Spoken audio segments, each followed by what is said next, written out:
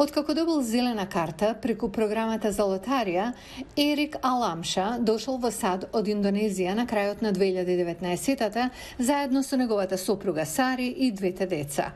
8 години претходно работел како информатичар во индонезискиот град Џакарта.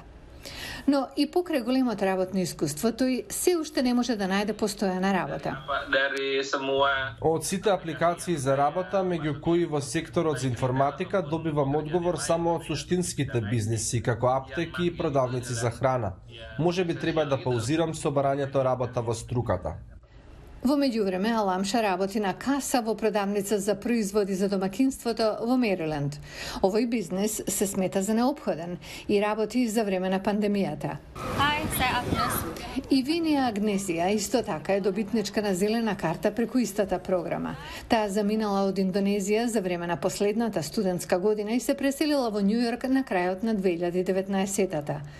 Без универзитетска диплома и без работно искуство, Агнезија има проблем да најде работа со полно работно време. Неколку месеци работела со скратено работно време како келнерка во јапонски ресторан кој бил затворен поради пандемијата. Така, таа се нашла без работа во епицентарот на пандемијата во еден од најскапите градови во светот. Моите родители се загрижени не само поради коронавирусот, туку и бидејќи сум невработена. Им објаснив дека добивам владина поддршка затоа што имам легален престој. Помошта е $1,200 од стимулативниот пакет заради пандемијата и $600 неделно заради невработеност.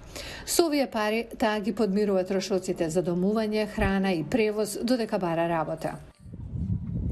И покрај несигурноста, семејството Аламша е оптимистично за новиот живот во Америка.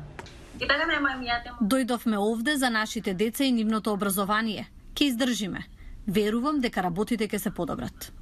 Семејството Аламша и Агнезија се само едни од 55.000 луѓе кои доаѓаат во САД секоја година преку програмата Лотарија за зелена карта, многумина од кои сега се обидуваат само да преживеат.